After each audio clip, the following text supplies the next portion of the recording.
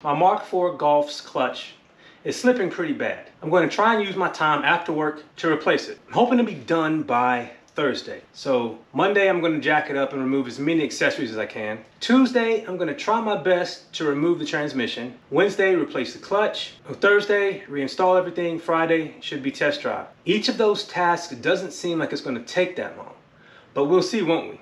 So I'm gonna get to it.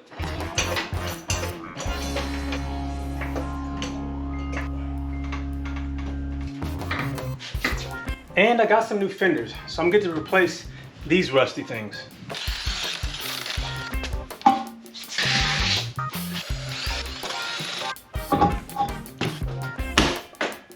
And to get to all the transmission stuff that is down there, it'd be nice if this weren't in the way, and maybe even the battery. So the air box is coming out again.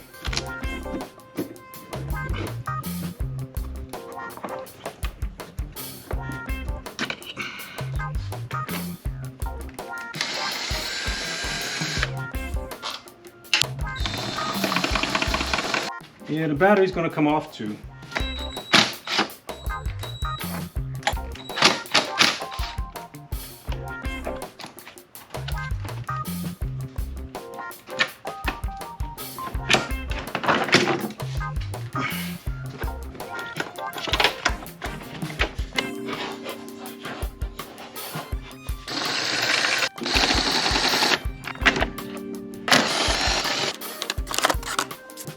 So now I'm going to disconnect the shift cables, which connect here and here, and then I'm going to take off the bracket that holds the shift cable, and there's a bolt here, here, and back there that hold it down. So let's go ahead and knock that out.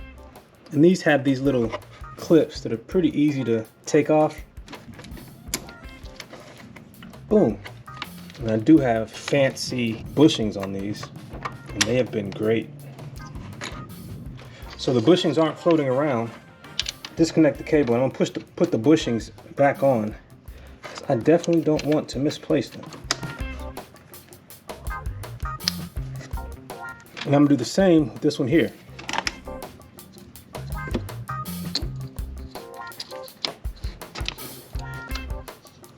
Those bushings seem to be a little tighter. So I'm gonna take this bracket off, but I'm also gonna take this out and set it aside. And the heads on these bolts are 13 millimeter. Start with the most difficult one.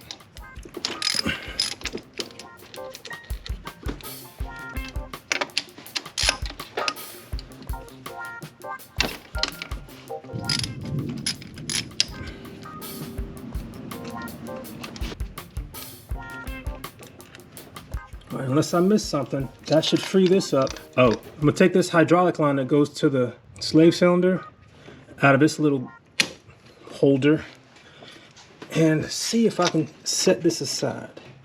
All right, so you can't set it aside that much, but that's enough. Hey, look at this. What is this? I think I found a bit that apparently was missing. And something has happened that I didn't notice until just now. Look at this. I'm gonna go back and look at some of my other videos, but for whatever reason, this snapped off. I wonder what could have caused that. Yeah, and it went right there. Maybe this is why I was having so many shifting issues. So I'm gonna need a new bolt for that, and might as well get new engine and transmission mounts. Man, this car, every single time I work on it, I get surprised. So there's a clip right here that is like the others. Take that out and allows you to slide this out. Then it'll let me take this off.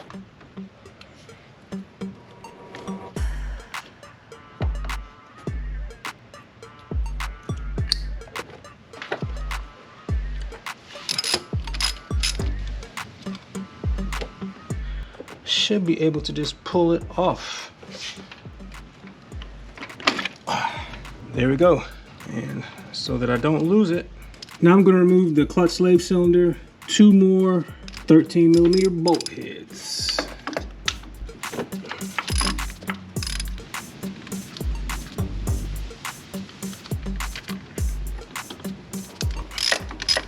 Replaced this a few months ago.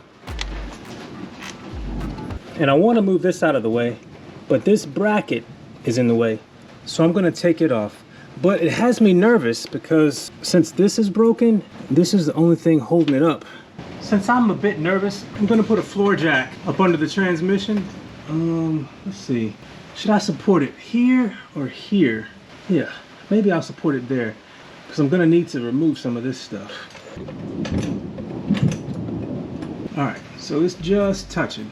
So now I feel a little bit better about removing this brace. Now the fact that it's mounted to the motor should have held it up, but this is my first time doing this and you never know.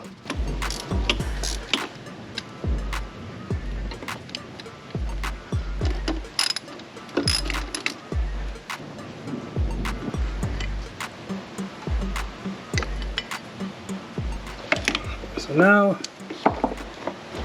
get that out of the way.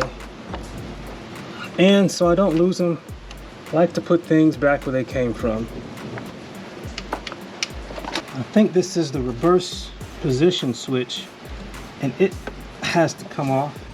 Since I broke that tab off, I'll stick this in, pull on a little latch, and it slides right out. Yeah, I was pressing on the right thing, it just broke. So now I'm going to disconnect all the connectors up here that I can get to. So now I'm going to disconnect the starter. Start up here with this solenoid.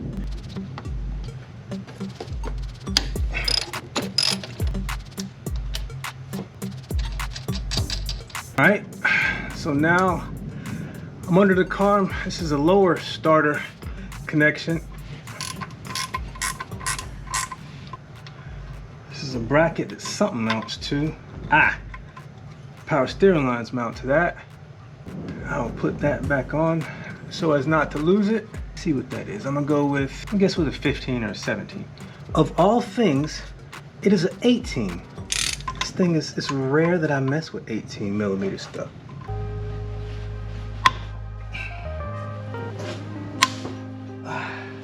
Ganging up wrenches actually works.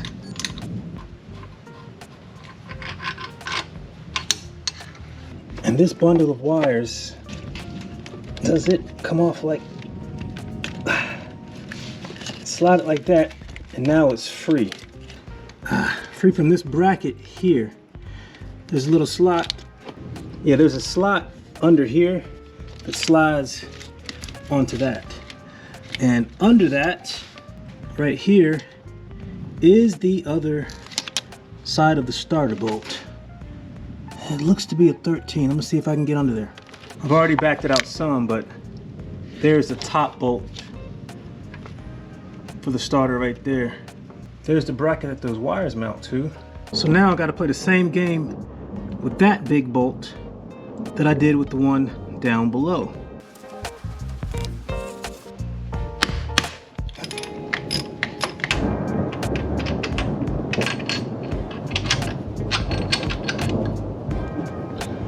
I already got this one out. And they are exactly the same size. So that's good. So does that let me take the starter out? All right. Glorious. It is now my bedtime, so I'm gonna call it quits for tonight. So tomorrow I still have to remove the axles, the mount points, and various little brackets on the power steering line. And I think that's it. So I almost accomplished everything I wanted to tonight. I'll be back tomorrow. So I'm going to stick a screwdriver right there so that when I try and take the bolts holding the axle on out, it doesn't rotate. That's the idea anyway. Let's see if it works. Visibility is terrible over here, but these are the 12-point M8. I went on the other side and looked because that's the one I replaced a while back. Yeah, so this should fit in there nicely. I hope you don't end up doing something like what I'm about to do.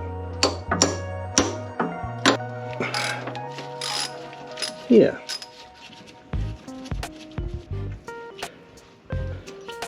Yeah, I took it out to the light and looked at it.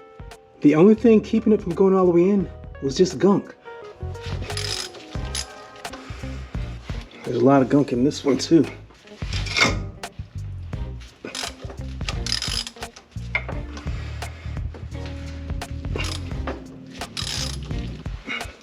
So that's all of them cracked. I'm just gonna take them all out now.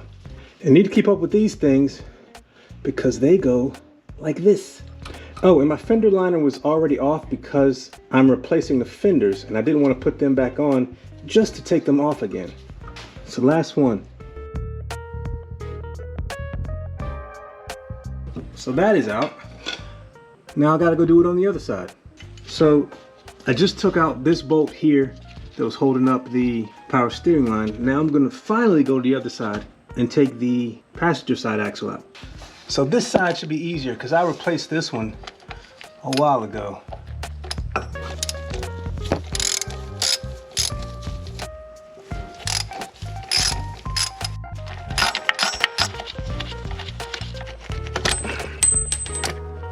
All right, yeah, there you go. So now that is separated. So I am gonna have to remove the jack to get at some of these bolts. I hope it's not disastrous. But I'm thinking the transmission will be easier to handle with all this off. So I am just gonna do that now.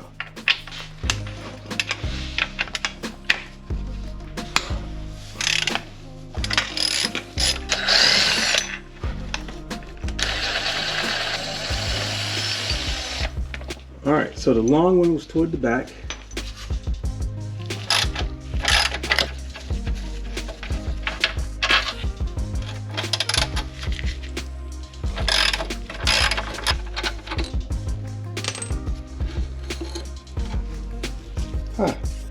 There's 1, 2, 3 here, and I'm taking them off with a 17 millimeter. There's a lot of play in this bad boy now.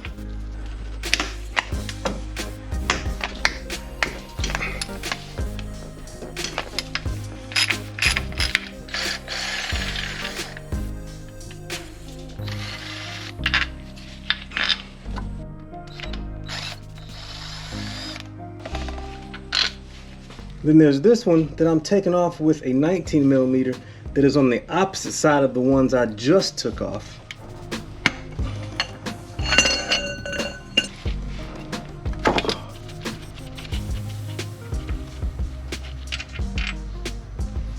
And I think now is a good time to put the jack back under there.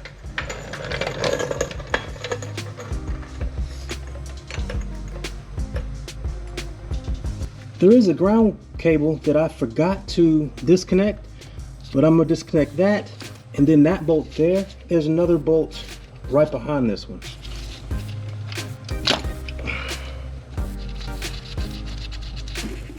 Get all of this nonsense out of the way.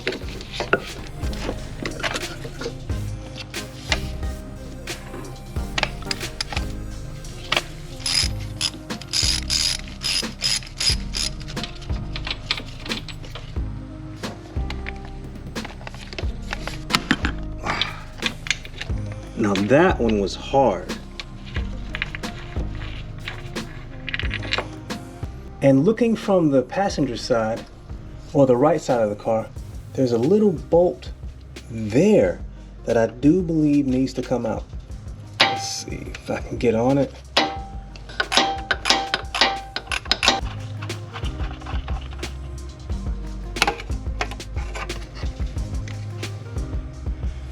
So I'm just gonna walk around the transmission and see if I see any other bolts. Wow, it's already started to separate. Yeah, it's already started to separate from this side as well. I don't see anything over here. Maybe there should be one here, but there isn't. I'm thinking that might be it. I'm gonna remove this bolt and see if they separate, because I do not see any other bolts holding it on. Yeah, I got movement down below. I'm gonna go check out the jack. It looks okay. I'm a bit nervous, but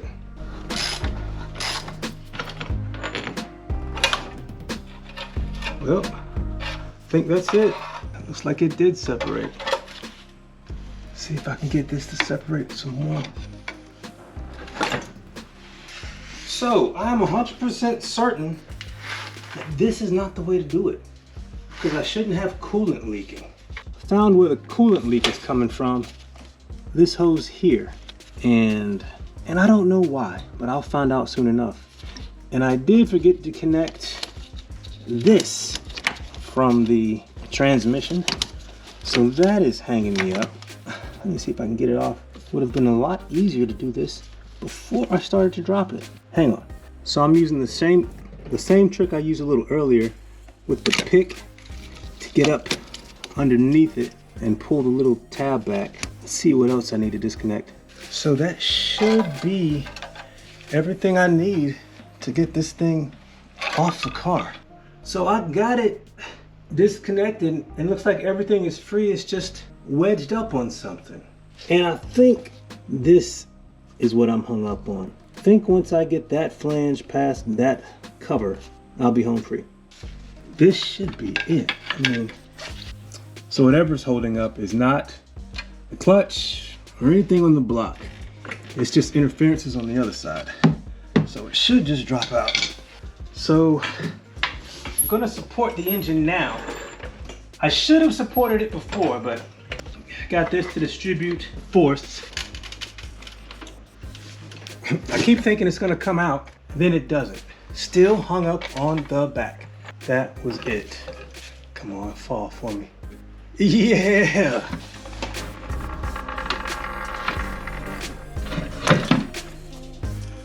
All right, the clutch is now visible. Finally, the transmission is out. So let me get it out of the way.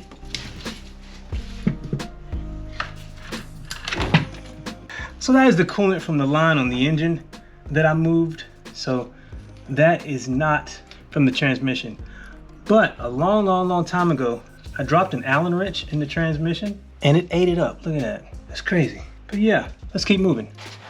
So these leaks, let me see where they're coming from. Because this may be why the transmission was slipping, if grease was getting all up in there. But if I have a worn out clutch, I'll say this grease is just part of it being an old car that had some leaks.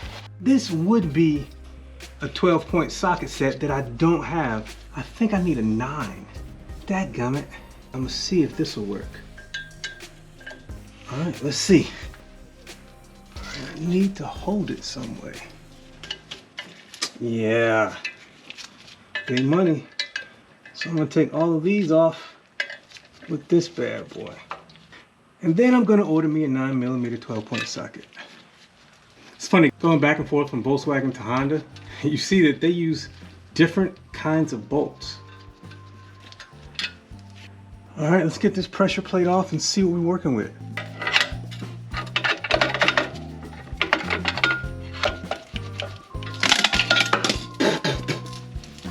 Not the worst that I've seen, but definitely worn.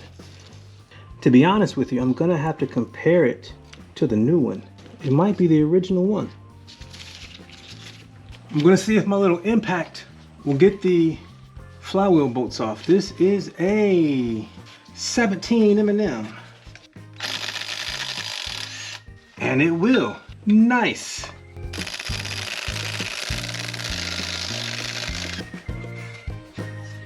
All right, let's see, does it come off easy? Not really.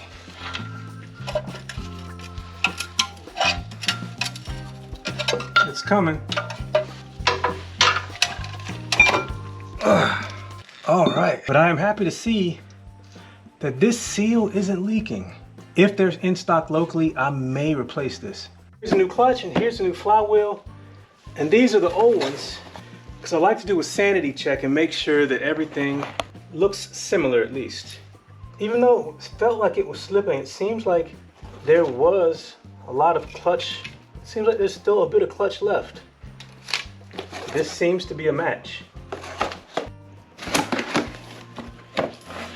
And flywheel, and they look the same.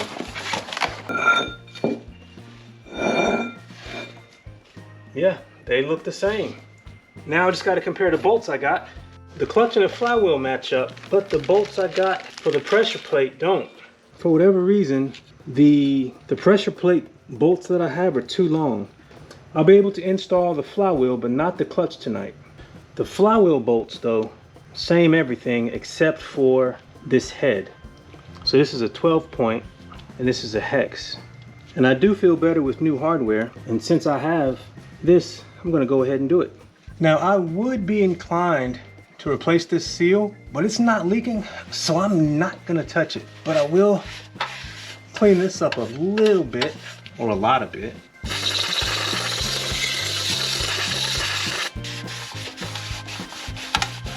Wait a minute, is this a leak on this side? I'm gonna say it was from above, because none of it is getting down low.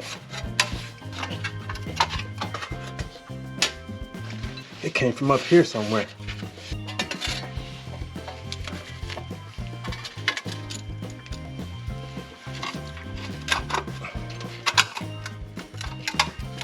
And the flywheel can only go back on one way. It has these two bolt holes that are closer together. I've dropped a flywheel on my hand before. That hoit!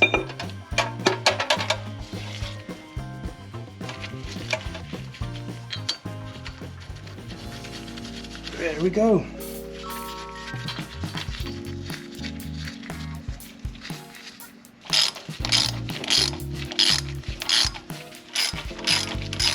And for the flywheel bolts torque, it says 44 foot-pounds and then an additional 90 degrees. So that's what I'm gonna do. All right, I'm gonna try this. Just a pry bar into the ground. I think that'll do it.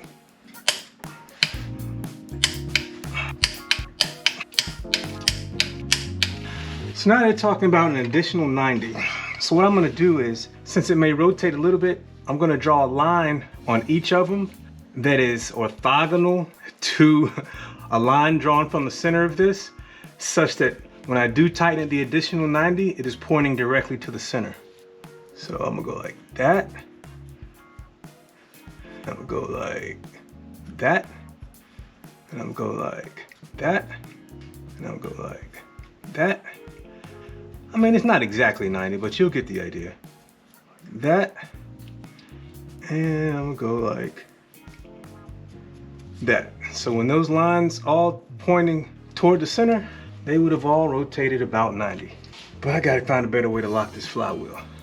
So instead of a flywheel lock, I'm gonna do this. So that's the crank pulley, and I put a socket on it with a big breaker bar, stuck it down there, and that should hold it. Let's give it a try. I hope this works because it is my bedtime, and I'm proud of my progress today, so. Oh, feels like it's gonna work. That extra 90 is tough.